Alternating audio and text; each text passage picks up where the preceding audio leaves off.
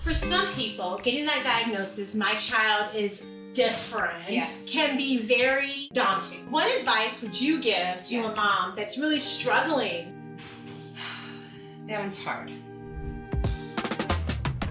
Neurodivergent is kind of an umbrella term. It basically means anybody who doesn't have the typical neurotype. I think the biggest mistake people make is when, especially when an autistic person has a meltdown and you want to be authoritative to that, you just make the meltdown 10 times worse. If nothing else, I think people should get today is that it is okay to be uniquely you. I'll admit, sometimes I want my kids to follow the typical path. They are going to be who they're going to be. And I have to love them as who they are. And now it's game on. Welcome to the Sweet Life with Nikki. I am your host, Nikki Thompson-Frazier, and today we are stirring up more than just cupcakes. We are baking legacy. Joining me is a therapist, advocate, and amazing mama, Alison Wilson, who is sharing her deeply personal story of raising a neurodivergent son and building a future for him that lives well beyond her lifetime. Plus, we are bringing back the OG, that's old school, original red velvet frosting. It's boiled frosting. And we're going to do a little twist here, because that's what we need to do. It's going to have a coffee cocoa swirl to it. All right, so please welcome my good friend. She used to also help me in the kitchen, Alison! Come on! Hello! So good to see you. You too. I'm so glad you're here. Me too, thank you. Yes. It's so important to give good hugs, It is. It really is. Yeah. One person told me one time that, when you hug someone, you're supposed to embrace for at least 30 seconds so that your hearts connect. Yes. And so I got people really good hugs, and I was like, You always are a good hug giver. You've always a good hug giver. And people need it. They do. It really helps to boost people's emotions. It does. So actually giving hugs regulates your nervous system. It does. It does. That is so true. So we have to get more hugs, everybody. So if you have not hugged someone today, go find someone to hug. Yes. All right. So, but we're not talking about hugs today. Okay. Although we can keep talking about hugs. Okay. So we're talking about babies. Yes. Your son. He's so cute too. Girl with those glasses. Oh my God. I just want to eat him up. Yes. Okay. So tell us a little bit about your son. Yes. And how did you discover that he was neurodivergent? First of all, explain what that means to us, and then tell us a bit more about your journey. Yeah. So neurodivergent is kind of an umbrella term. It basically means anybody who doesn't have the typical neurotypes. So that would be OCD, ADHD, autism.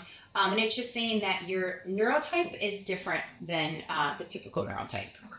That makes sense. Yeah. So tell me, how did you discover that your son had this, and what has that journey been like for you? Yes. I, along with I'm sure a lot of other neurodiverse moms, I did not know that he had autism because he was so much like me. And I didn't know that I had autism. I just thought I was very ADHD. So it was actually somebody else who kind of pointed out, like, hey, he doesn't really cry. And because he was an amazing baby, didn't cry, didn't really fuss. And he had a bit of a speech delay. So we had him get started on early on. And in that, they said, we don't think, but we're doing this study with kids with autism. Can we include him in the study? We don't think he has autism, but can we include him? And I said, sure. And at the end of this study, they had a psychiatrist do a full evaluation and said, he has a lot of great strengths, but he is level 2 autistic. So it was suggested that we do ABA. We kind of did a different route, and we're doing occupational therapy, speech therapy, and psychotherapy, and it's been phenomenal. Wow. Okay. So explain to me, who doesn't understand these kind of things, what is the different levels, or what does that mean? Or is there like a range, like level 1 through 5? Yes. Like, explain that to Yep, us. so it's level 1 through 3. Okay. So back in 2013, they took Asperger's out of the DSM and then kind of changed the levels of autism.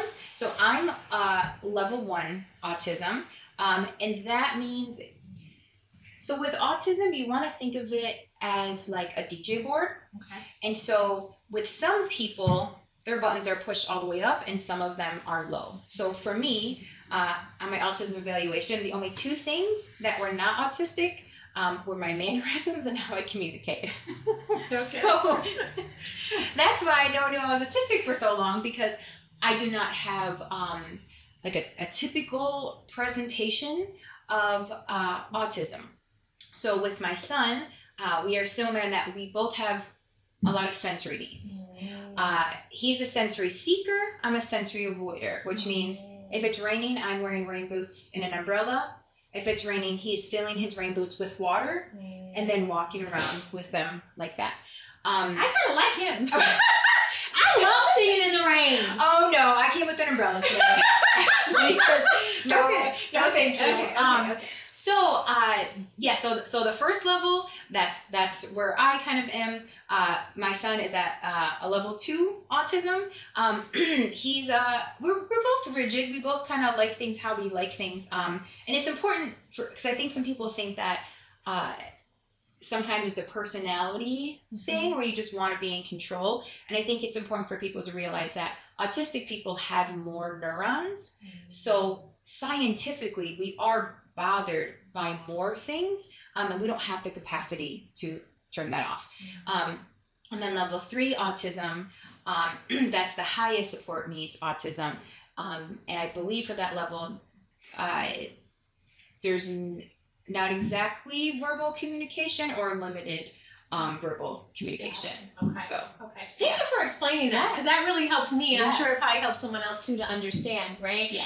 And I know how challenging it can be being a mom with a child who has special needs, because I have a sister with special needs, and now I'm kind of like her mom in that I lost my mom, and now I have guardianship of her, so I'm kind of acting as, her parent. Yeah. And she doesn't like that all the time. I used to be the cool sister that would like hang out, let's do this. And now my sister's like, no, you need to brush your teeth, wash your face, go to bed, all that kind of thing. So she doesn't always like me too well, but that's okay. So I know how challenging that can be. And I'm in a group with moms who kids have Down syndrome. Yeah. And so it's so great to have that community. Yes. So how has it been for you? Like, I mean, first, you found out the diagnosis, and then what were some of the things that you did to kind of help maybe cope or build a community around yourself? Finding like-minded people. Honestly, finding other neurodiverse people, and not necessarily people who are autistic, but people who are ADHD, OCD, just neurodiverse in some way, because we do communicate differently. For an example, usually neurodiverse people, we're not going to come in and ask how you are. We're just going to start talking to you, right? And it's because we feel like you're my friend. I don't need to come up with the formalities. Like, I'm just going to come and tell you what's happening.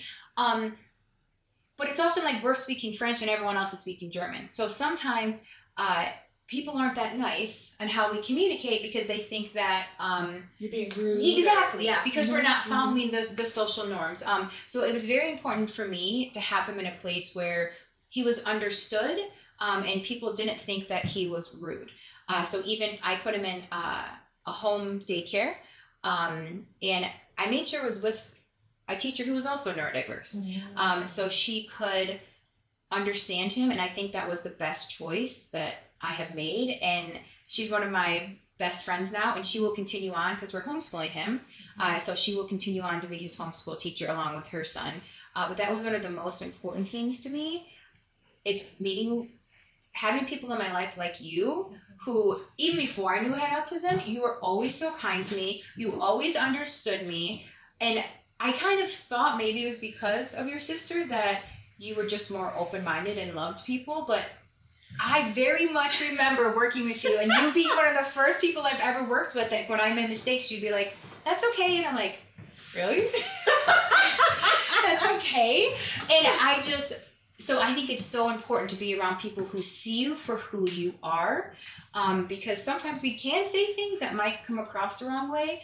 And what I loved about you is I remember one time I said, I was talking about how I knew these terms that the young kids were using. Yeah. And I think I said, like, I'm down or with the terminology or something, and you were like, tell me more about what that means. And I was like, I know what the kids say. And like, I just love that you always knew I had good intentions, and that's always how you interacted with me. And whenever I would say something that you're like, what, can you clarify what you mean? Please explain Yes. And I just, so that's the kind of people that I have thought have been so important to be around me and my son. It's just people who see you for who you are. Because if you're not safe, you can't be, you can't live. So that's why I've always told you, like, I mean, you've always been one person where I'm like, you just, it's like you just even if you don't understand, you're just nice. They say you should first seek to understand before being understood. Yeah. So seek to understand before being understood. Yeah. And I do feel like having a sister with special needs does make me more empathetic to people in general, because I realize how people treat my sister or look at her differently, right? Or sometimes they may start talking really loudly as if like she can't hear. It's like, she can hear. She just has other issues, right? And so, or they're like, it's like, okay, she understands. She just communicates differently. I think I was here one time giving, like, I was waiting for an order to give someone, and she came and said, "Why are you here?" Why are you even here? And I was like, girl, I get it, because why am I here? I'm just waiting for a cake to be delivered, but I love that you asked me that. So. That is so true. She will she's very blunt. She's like, why are you here? And to the point. And that's right. That is some characteristics. You're so right about that. So tell me about I know one time you explained to me the neurons and how they work, and you made the analogy to a tree. And I think that's so powerful, especially for people who don't still fully understand. Can you explain that to me? Yes. So I think it's interesting, especially when we talk about ADHD, because people think it's like we're deficient in something. Neurodiverse people are not deficient in anything. We have too much. That's why it looks like we can't focus, because we can't focus on the thing you're saying, because we have 47 other ideas going on. So I think people need to change how we look at neurodiverse people, because it is like an iceberg. Like, you might think you see what's going on, but it is truly so deep what is happening. And it is because with neurodiverse people, our neurons don't get pruned. So with neurotypical people, between the ages of like 1 and 5, their neurons start to get pruned. Which, if your neurons look like a tree, some of theirs get pruned, which means that if they hear a dog barking, they don't have those neurons telling them about that, so they have the ability to turn it off. When you're autistic, your neurons never get pruned. So that's why we have sensitivity to noise or touch or texture, because we have more neurons firing off than everybody else does, and we don't have the capacity to turn them off ever. So that's really powerful, and that's such a great explanation, because I mean, I'm thinking about a tree and pruning, and I mean, all of us can make that clear distinction, right? And how you just have so many more, and it makes so much sense, right? Because sometimes my sister gets a little annoyed with me. And is not as able to control it as well as neurotypical. You said neurotypical people, so that makes so much sense. It's also too with everything is amplified. So our emotions are amplified. Everything is amplified. And again, I think it's so important to have the diagnosis, because then people kind of are a little more lenient, right? They're a little more understanding. I sometimes have people, this is my job, this is who I work with, and I sometimes have people say, I don't want that label on me. But then you get labeled with a bunch of stuff that's actually not true and really not nice. But I do think it's beautiful, because I think we're finally going in a good direction with this, because, like I said, a lot of us, if we weren't 5-year-old boys, then we weren't going to find out that we had autism. So I think we're heading in a direction. So for some people, getting that diagnosis, my child is different, right? Yeah. Can be very daunting. Yes. So what advice would you give to a mom that's really struggling with how to deal and how to cope? Yeah. That one's hard. I would say, honestly, first and foremost, stop listening to like the world and social media and what everyone else has to say. And I think the one of the biggest things I learned about my son is that when you're neurodiverse, you are on a different timeline than everybody else your age. And again, I think people think it's from a lack. It's not from a lack. You are you're gathering so much information and so much data, and you might not be able to communicate that.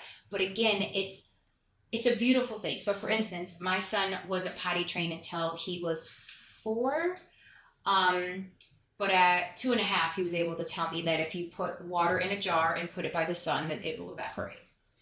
Yes. So to me, I think that was one of the biggest things I could probably tell any parent who gets the autism diagnosis is your child is going to have a different timeline than every other child, but your child might also be Einstein. So does it matter? Oh, You know what I mean? Like, does it matter if they don't potty train at 2 and they potty train at 5 or 10 or 20 or never? It doesn't really matter. And again, autism has to do with your nervous system, not your intellect, not your brain, not your abilities. It has to do with, because again, a lot of autistic people are fully aware, but their motor system, their nervous system cannot speak that. So just like with your sister, when people talk to autistic people like they don't understand, or they start talking louder, they do understand. They might not have the motor capabilities of communicating to you that they do understand. Yes. I think it's so important for people to look with a different lens, right? Not just people like us who have special needs family members, but everybody, because we are not all programmed the same. Even normal people are not the same. We're not all on the same timeline. And that is really okay. And I think if nothing else, I think people should get today is that it is okay to be uniquely you, right? And it's okay for your child. For me, I know it's so hard because even me, I'll admit, sometimes I want my kids to, you know, follow the typical path, right? And then I have to realize that they are going to be who they're going to be. And I have to love them as who they are and how they show up. And if it's messy, if it's ugly, if it's beautiful, whatever it is, I just have to be able to love them and embrace them regardless. And that's hard as a mom because we've been trained that if our kids are different, something's wrong with us, something's wrong with them. You know? That's what I was going to say. I think as a mom, it's hard to feel like you didn't fail. When everyone's like, are they potty trained yet? Are they potty trained yet? And you're like, nobody can do math. You know what I mean? So it's like, no, but and again, I think there's also the stereotype of like, if you're autistic, what's your special ability? Well, not all of us have a special talent, but we all do have talents and skills. And like you said, I think it's all really important that we seek to understand, right? And I think that's always what you've done so beautifully is why is this person acting this way? Why are they doing that? And I think if you're a parent of a neurodiverse kid, the number one thing that will save any relationship, always believe that your child has good intentions. If you always believe they have good intentions, when they knock the bowl off the table, you understand it's because they're overwhelmed and they cannot help it. So again, I think if you always remember their intentions are good, you can then look at the behavior and think, where did it go wrong? What triggered them to now act in this way? Because I think the biggest mistake people make is when, especially when an autistic person has a meltdown and you want to be authoritative to that, you just make the meltdown 10 times worse. It's because, again, when an autistic child is having a meltdown, it's not a behavioral thing. It's their nervous system, and they physically cannot take it anymore. That's just like us as adults. Sometimes we have to, leave, shut down, walk away. But I even think about neurotypical children. Like my children have act up, misbehave. And you're right. You have to realize that it's not necessarily they're being bad or choosing to do something evil. It's like, okay, where is this coming from, right? Let's get back to the source of that and then find the healing or how we can help them, right, through that process. That is great. Listen, you have dropped so many good nuggets. Thank you. You have. Okay. Now listen, girl. Now we got to get to cooking, okay? Yes. All right. And this is my favorite. Yay! I know you do love the red velvet. And okay, so we're going to talk about this recipe. Okay. Because you used to help me. I started off in this kitchen. Baking before I moved into a physical storefront.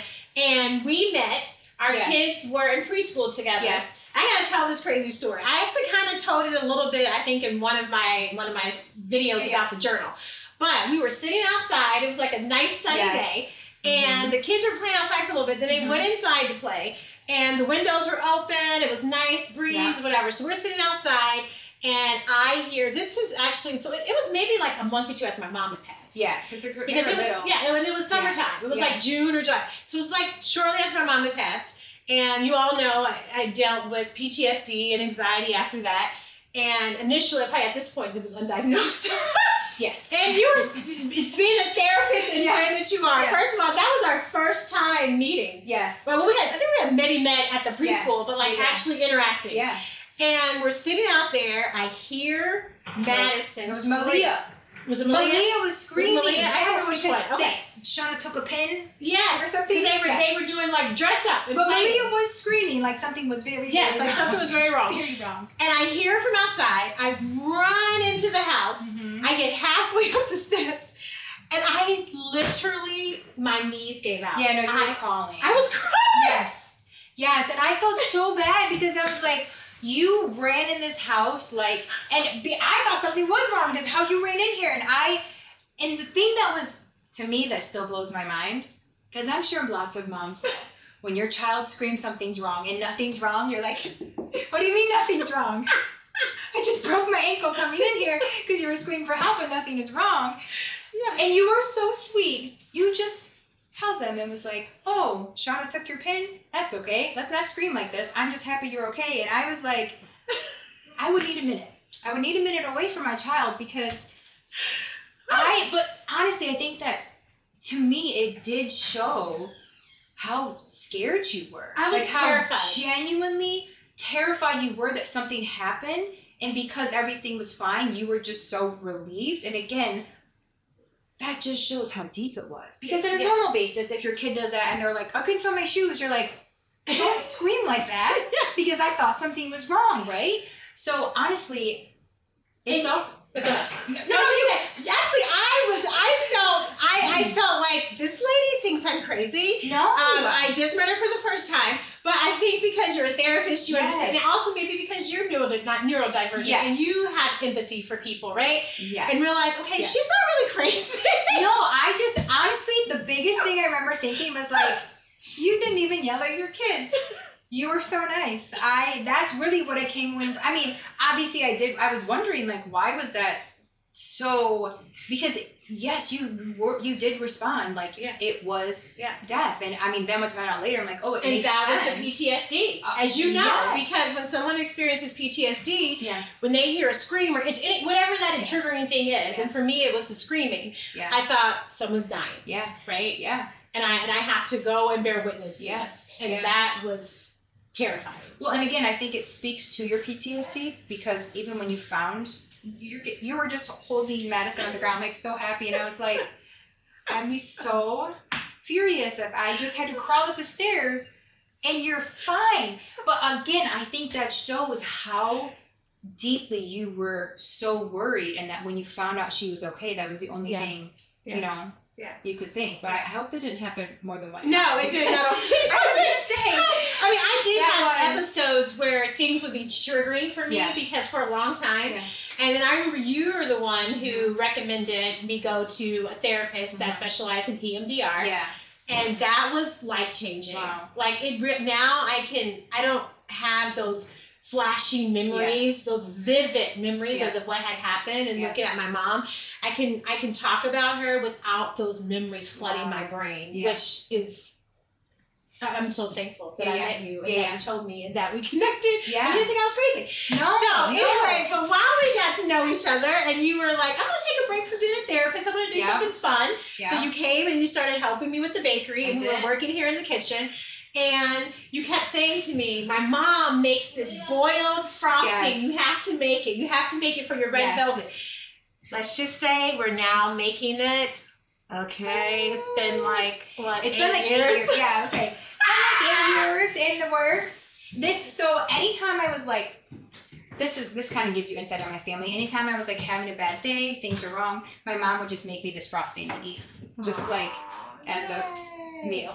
Well, mine isn't as good as mom's, but we're going to try. I'm ready to try. Okay. I'm ready. All right, so in just a second, we are going to start working on this boiled frosting. Okay, so now we are going to make this boiled frosting. All right, so we're going to do 1 cup of milk. Our pan is already hot. You can hear it. And then we're going to do 1/4 cup of flour. So 1/4 cup. Now, you have to stir this. And you said your mama said the same thing. You got to stir, stir, because otherwise it will clump. Yes. So we're going to just be like stirring this sucker. And it's going to take about 5 to 7 minutes. Now, I am using gluten-free flour. You can, of course, use regular flour. Now, if you're using regular flour, you can use about 5 tablespoons. I actually use 1/4 cup of gluten-free flour, so a little bit less than 5 tablespoons. And the reason why is because gluten-free flour tends to cause things to get thicker quicker, or actually to thicken more, I should say, not quicker, but to thicken more, because it does have the starches and things in there. So unlike regular flour, so it's going to get a lot thicker, a little less. So you can put less flour in, and it's still going to be just as thick as regular flour. Okay? So we're just going to whip this up. Now tell me, what's some tips that your mom has given for this, other than just making sure we give it a good whipping? Yes. Give it a good whipping. There was something about the sugar crystals, but I don't recall what that was. The main thing I the main thing I remember is just how good it is. And whenever I would have anyone else's red velvet cake, I'm like, why is the frosting different? This is such a family recipe that many times there would be no cake, and we would just make the frosting. Well, so I did some research when I decided to do this. And this is actually literally the original red velvet. Yes, before cream cheese. This is the original. The OG, honey. Yes. And even when I first started working here and I tried your red velvet cake, I was like, yes, phenomenal. Yes. And we had talked about making this one for so long, and I'm glad we finally are making it. So now you know what it's like. Full circle moment. Yes. Cannot wait. All right. So we are making it up here. Yum, yum, yum. All right. And I'm just stirring, and I'm also going around the edge just so I can get all of it that's sticking to the bottom and to the sides, because that does happen. So we're just going to keep whipping. And it's starting to get thick as we're talking. All right, so your mom said something about the crystals. So I think because the sugar is granulated sugar, you do have to whip it with the butter, so that hopefully it starts to dissolve some of that sugar so that you don't get that crystallization. That's what I'm thinking. But we're gonna see how this all turns out. Even with the crystallization, it is still delicious. I never complained, and I won't complain now, because it is, and it's a very unique flavor and texture. It is. That is true. It is, because I made some just as a practice. I had to make sure I knew what I was doing. But I gotta look professional, people. Exactly. I gotta look professional. Yes. Okay.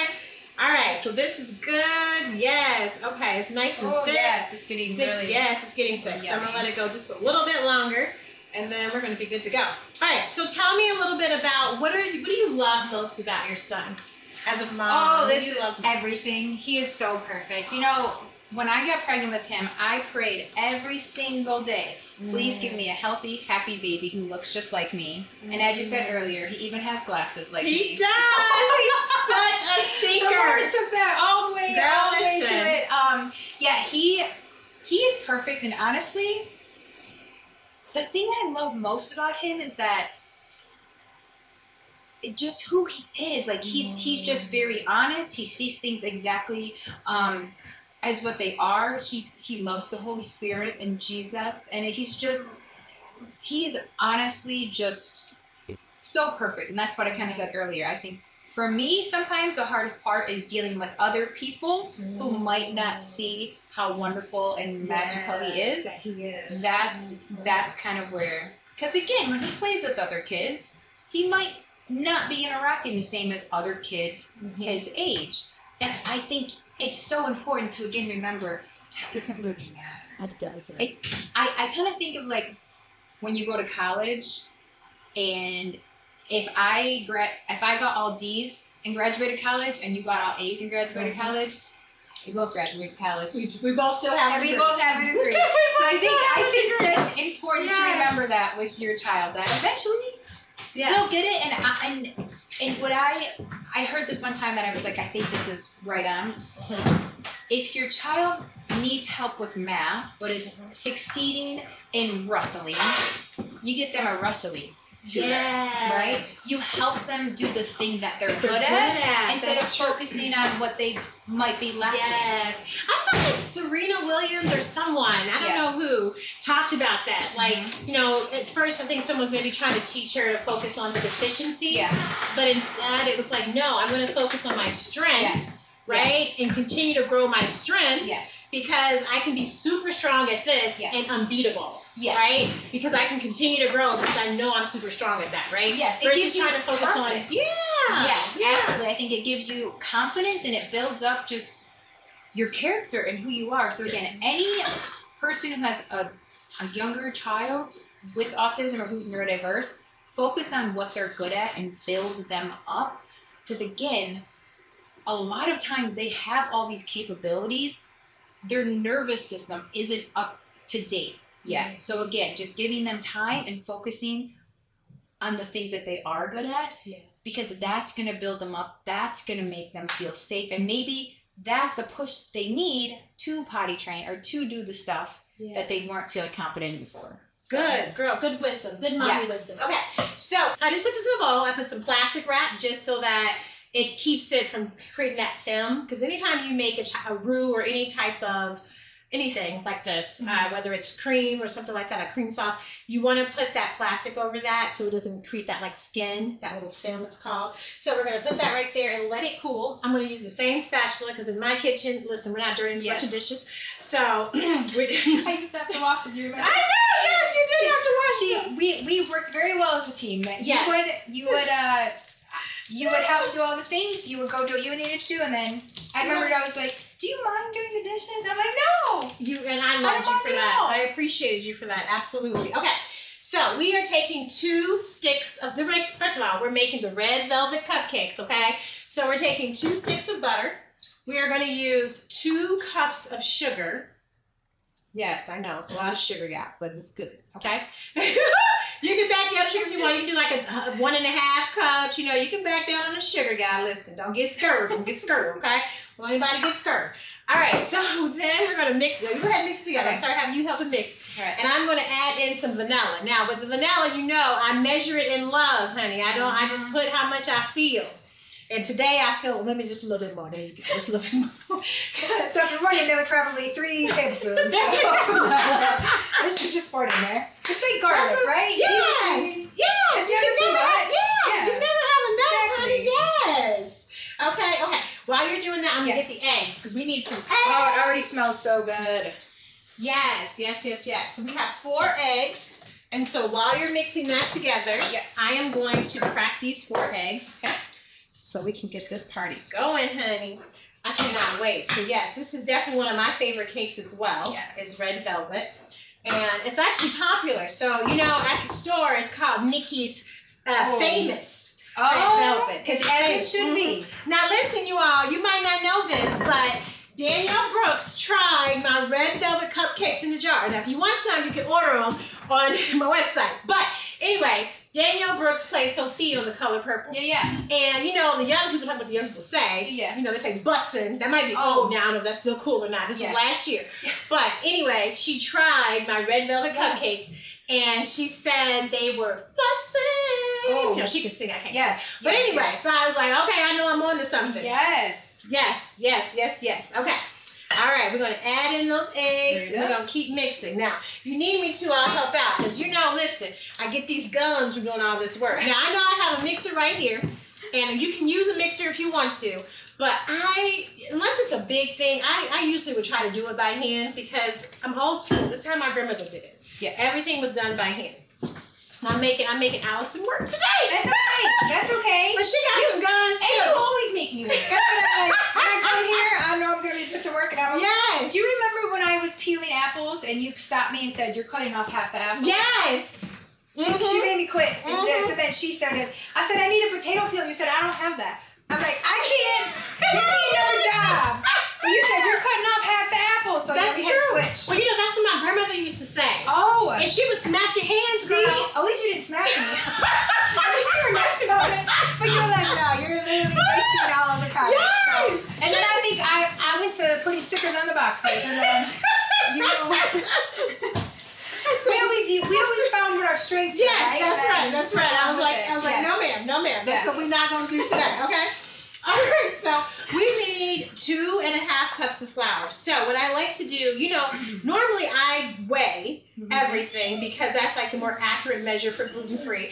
But if you don't have a scale, which some people don't, you can do what's called the spooning method, which is basically taking like a smaller spoon or a measuring cup and then spoon it into a bigger one. Because typically what people do, we take this thing and we like dig inside and we get a nice compact. You want that for brown sugar, not for flour. Okay, so we are going to just do this and we're going to do 2.5 cups of flour. So once we get our 2.5 cups of flour in, actually while I'm doing this, you can go ahead and add in, just do a little bit of salt, not all of that. And then we're going to do some baking powder and some baking soda.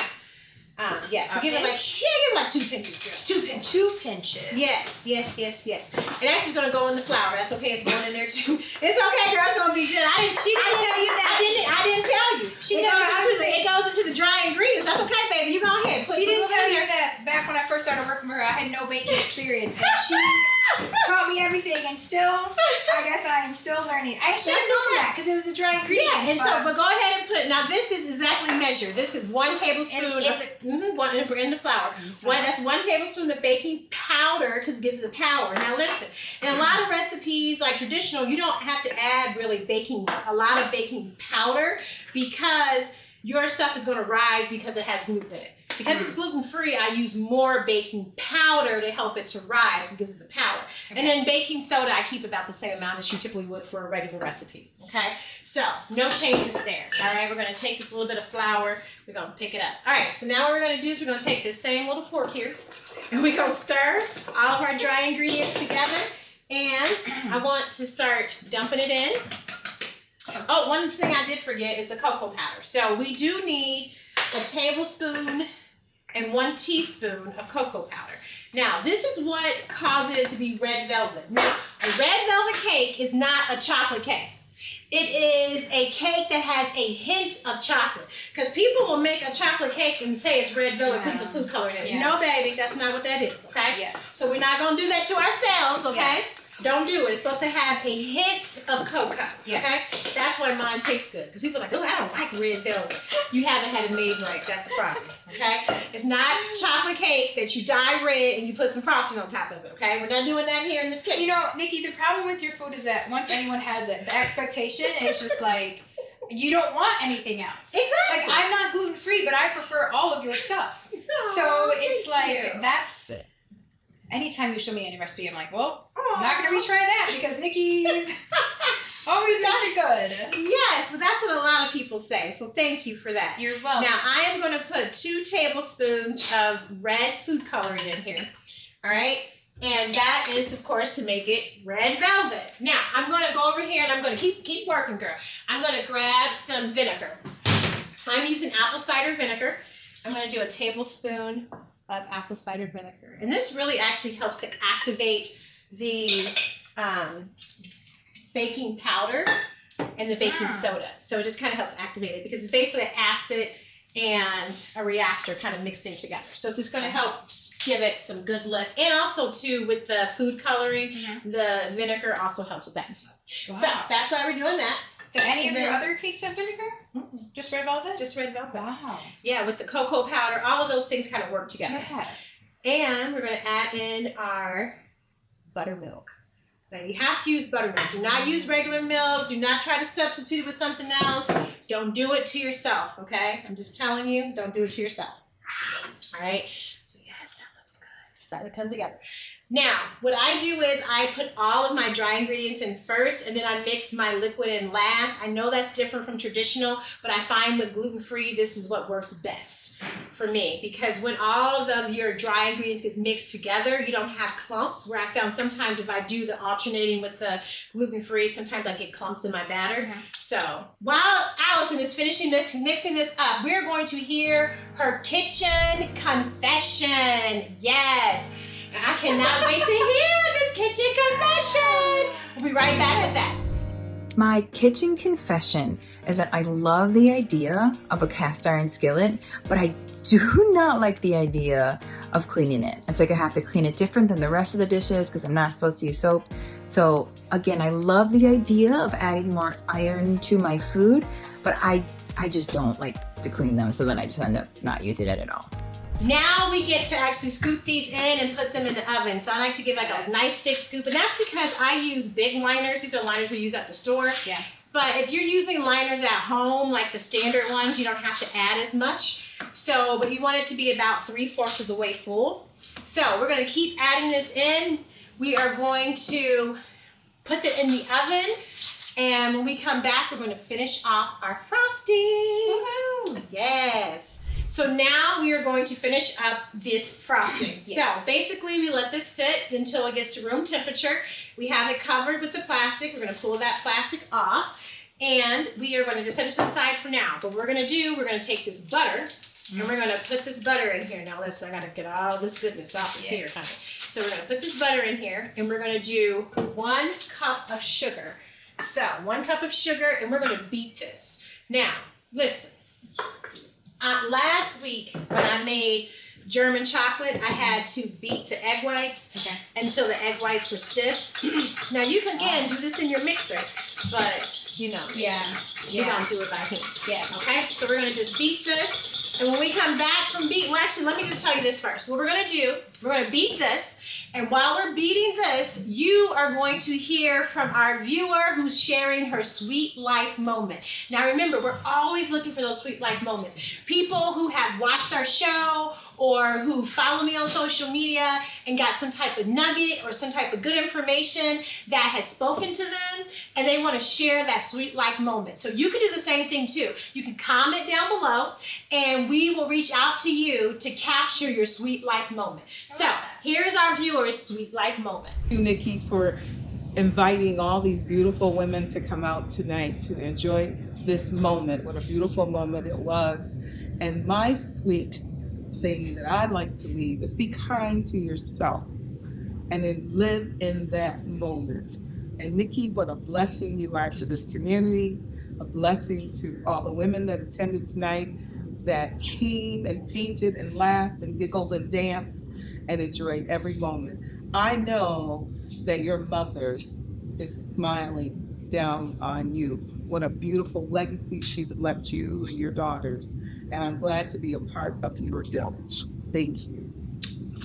Okay, so we have just whipped this till it's nice and creamy. Yes. Now we're gonna do, so this is our butter and our sugar. We're going to add in a little at a time our kind of, flour mixture. So we're gonna add this in and beat it really well so that it gets nice and fluffy.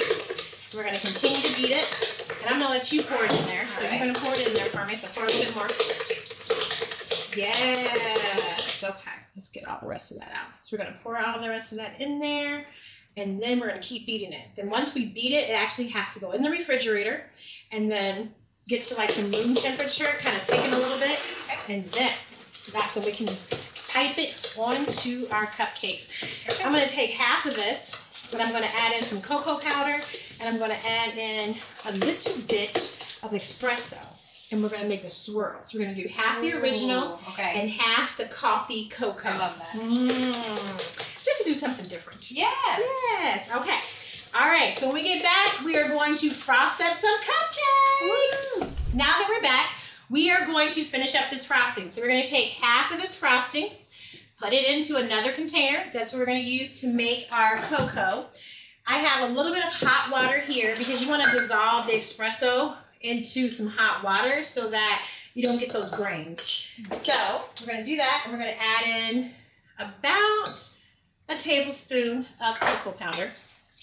We're gonna mix it together, then we'll add it into our frosting to make our espresso cocoa frosting.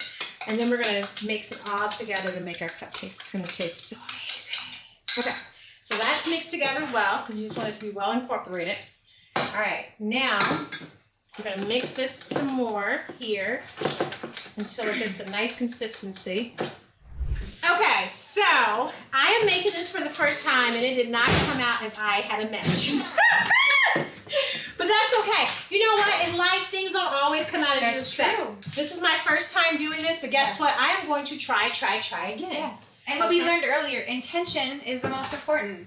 We intended to have it work well, and it didn't. And that's okay. And that's okay. But guess what? This actually looks good. It so does. That, That's why you split in half This to try just half at a time. Yes, That right. was intentional. this looks good, and you Yes. can actually you can taste it and see Okay, how it okay. tastes. See if it tastes like mama's. Okay. Yes. Okay. All right. Good. So at least we got this. All right. And we know the red velvet's gonna taste good because red Yes. velvet cupcakes are always Yes. tasting good. All right. So now we're gonna get ready to frost our cupcakes.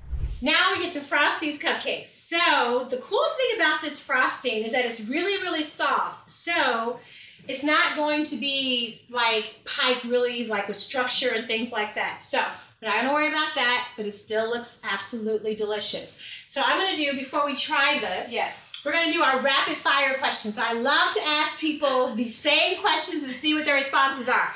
So, rapid fire, just Yes. answer like one or two words, or Okay. just a quick sentence. Okay? So, sweet or savory? Sweet. Okay? What is your favorite quote or mantra? This is so fast. That God has good plans to prosper us. All right, that's Just right. hard to do it so fast. We'll slow down. Okay. All right. So, what is your flavor of life right now? Is it sweet, Oh. salty? Is it strawberry, lemon, blueberry? What's your Oh. flavor? I'm feeling like salted caramel because I'm still very sweet, but this year I focused on myself. Okay. So I feel like I put a little salty on it. Okay, You know, that's have good. a little salty. That's yeah. good. And we Yeah. should be focusing on ourselves. Yes. That's good. Pour into ourselves. Exactly, That's right. yeah. Okay. All right. So, what's one thing that people often get wrong about you? Oh, I'm interpreted wrong often. Okay, just give us one thing. One thing. I think people sometimes think that the joy I have is fake, but it's not. I really have the joy of the Holy That's Spirit. good. That's good. So yes. I think that sometimes They people think that it's you're like, being fake, but Yeah. you're real, because you are genuinely a sweet no, person. yeah, I get it. very excited, like, and I think it's why we always get along. I We know. both get very Yes. excited People about say the things. same thing about me too. Yes. They think I'm fake. That's okay. Yeah, no, but like I genuinely am excited about a lot of things in life. Yes, me too. So. Joy is so good. Yes, Okay. yes. So, what is your guilty pleasure song? Something you like to rock out to? Any Christian hip hop. That's like, because then you can dance to it, but it's about the Lord. There you so, go. I love it. yeah. Okay. So, what is one non-negotiable in Yeah. your healthcare routine or your self-care? Yeah, sorry, self-care. your self-care routine. Comfortability. Comfortability. Yes, I gotta gotta have pockets of whatever Yes, you wear, and then I I just love gotta be it. comfortable. There you you know. go. And you look cute, girl. Thank you. Okay, Thank I gotta you. get one. Yes. All right. Okay. So, one word to describe your journey so far. One word. One word to describe your journey so far. The first thing that came to my head was resilience. Okay, resilience. That's good. Yeah. That's good. Okay. Yeah. So, do you like coffee, tea, or something stronger? I like water. I'm not sure if that's considered Girl, stronger. that's fine. That's fine. Although, Might be better for listen, you. no, listen. If I'm feeling kind of spicy, you know what I like to get? What? Welch's white grape juice, because it's really sugary, and it kind of just hits. You know what I mean? Yeah. So if you ever want to have a crazy night, try Welch's white grape juice. Okay. It's got this little sweet hit There to you, it. there you go. There you go. I love it. Okay. So, what's your dream legacy? My dream legacy is I am going to make a homestead. It's going to be called Mustard Seed Mountain. And I'm going to ensure that my son has a place where he can live forever. So it will be in a trust for him. We will do gardening and learn how to build tiny houses. And the long-term goal would be that this is his property that's entrusted to him, and we're also able to have tiny houses for other neurodiverse or autistic people that might not be able to have houses otherwise. I love it. Yeah. That is a legacy. Yeah. I love it. Thank Okay. you. So, what was your last sweet encounter that made you smile? It doesn't have to be anything related to the bakery. What was your last sweet encounter that made you smile?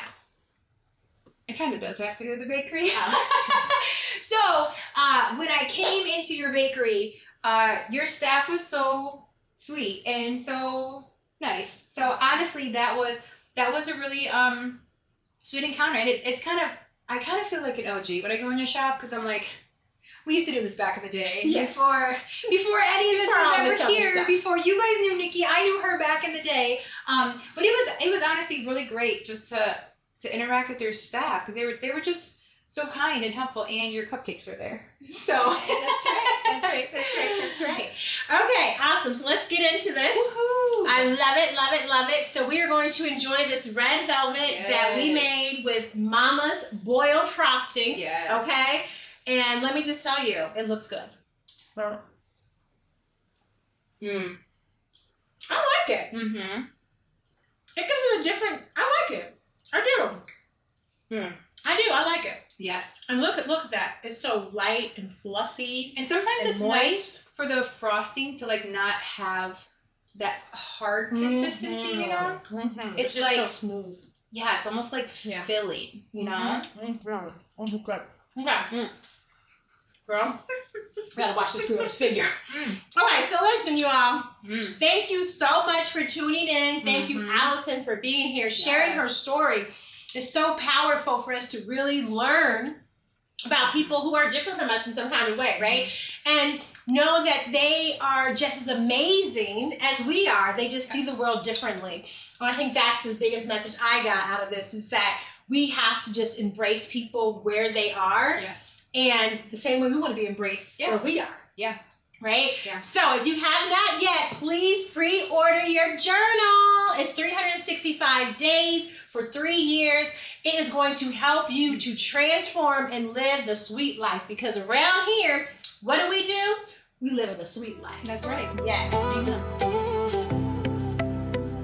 I'm living the sweet life, yeah. It doesn't get better than this. I'm living the sweet life, yeah.